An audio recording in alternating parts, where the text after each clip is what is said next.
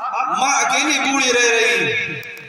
बेटे ने दो एक बार तो खत भेजे, माँ की खैरियत दरियाफ्त की और उसके बाद खत भेजना भी बंद कर दिया, पैसे भेजने भी बंद कर दिए।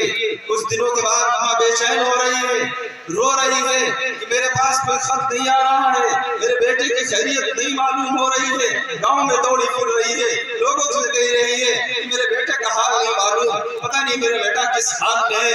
रोते रोते यहाँ तक कि उसकी आंख की बीनाई चली गई। अल्लाह से दुआ कर रही है कि अल्लाह मेरे बेटे को सलामत वापस कर दीजिए। माँ की बीनाई चली गई, रोते रोते अपने बेटे की याद में। फिर वो बेटा एक दिन होता है कि वो आता है और गांव जब पहुंचता है, अपना घर जहाँ पर था मालूम करता है लोगों से, लोग बताते हैं यहाँ पर तो घर और अब नहीं बचा, आगे एक छप्पर रखा हुआ है, वहाँ एक बूढ़ी औरत रहती है, वो भी नाबीना है। वो जाता है, दरवाजे पर पहुंचता है कि देखे वहाँ कौन रह रहा है। अभी दरवाजे पर पहुंच करके आवाज दी है, अंदर से माँ को दिख नहीं रहा है। माँ ने आवाज को पहचान लिया, माँ तड़प गई, बेटा तुम आ गए।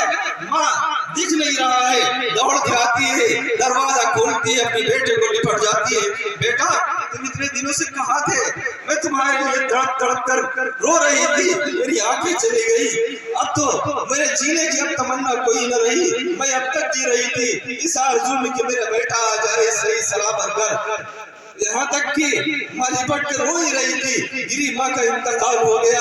इस तरह से सिर्फ यही नहीं, आज देख लो शहरों के अंदर ओल्ड होम्स बने हुए हैं, बूढ़े माँ बाप को ले जाकर के वहाँ जमा करा रहे हैं लोग कि घर में अब बहू आई है, नौजवान लोग रहेंगे, नौजवान बहू रहेगी, बेटा रहेगा। अब बूढ़ों की जरूरत न रही, बूढ़े जिन्होंने तुमको पाला है, सब कुछ किया है, उनको तुम घर से निकाल के ओल्ड होम के अंदर डाल। वहां डालने के बाद वहां भी देखिए ऐसे ऐसे वाकयात पेश आते हैं कि एक माँ को एक डाल के आया था, उसके बाद माँ का जब आखिरी वक्त आया, बीमार हुई, ये पता चल रहा था कि बस आज ही कल में जाने वाली। ओल्ड होम वाले ने लड़के को फोन किया कि आओ अपनी माँ से मुलाकात करके चले जाओ। वो आता है अपनी माँ से मिलने के लिए, माँ से मुलाकात होती है। माँ कहती बेटा एक काम करो, इसमें पंखे लगवा दो, पंखे की कमी है, गर्मी बहुत हो रही है।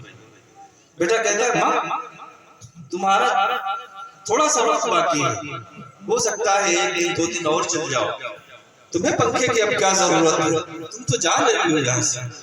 माँ कहती बेटा मैंने तो गर्मी में बस अपना गुजारा कर लिया है, यहाँ रह रही थी गर्मी के अंदर, मैं चाहती हूँ कि मैं तो चली जाऊंगी, लेकिन कल तुम्हारे बेटे तुमको जब ला करके यहाँ डालेंगे तो तुम्हें तकलीफ न होने पाए। माँ इस तरह से जा रही है, लेकिन तुम्हारी तकलीफ का एहसास है मुझे, वो तड़प रही है, मैं चली जाऊंगी लेकिन मेरे बेटे को तकलीफ न होने पाए। आज हमारे घरों के अंदर तुम्हारी माएँ मौजूद है, तुम उनको तड़पा रहे हो, वो कहती रहती है, आवाजें देती रहती है, तुम बैठे अपना मोबाइल चला रहे हो, तुम गेम के अंदर मस्त हो। माँ कह रही है बेटा पानी की जरूरत है, बेटा दवा की जरूरत है, ला दो, लेकिन तुम उठने के लिए तैयार नहीं हो, माँ की आवाज सुनने के लिए तैयार नहीं हो। कल तुम जरा सा रो देते थे, माँ तड़प जाती थी, दौड़ लेती थी। मेरे दोस्तों और बुजुर्गों तुम्हें याद नहीं है मोहम्मदुर रसूलुल्लाह का वही शान, मोहम्मदुर रसूलुल्लाह कह रहे हैं जब मक्का फतह हुआ है, इसके बाद कह रहे हैं काश कि मेरी माँ जिंदा होती, आज काश कि मेरी माँ जिंदा होती और मैं नियत बांधता नमाज की, पढ़ रहा होता अल्हम्दुलिल्लाह रब्बिल आलमीन, मेरी माँ आवाज देती, मैं नियत छोड़ के फौरन पहुंच जाता। माँ बताओ क्या बात। नबी तो ये कहे हम खेलने लगे रहे, हम गेम खेलते रहे, हम बातें करते रहे, माँ आवाज देती रहे, हम न सुने।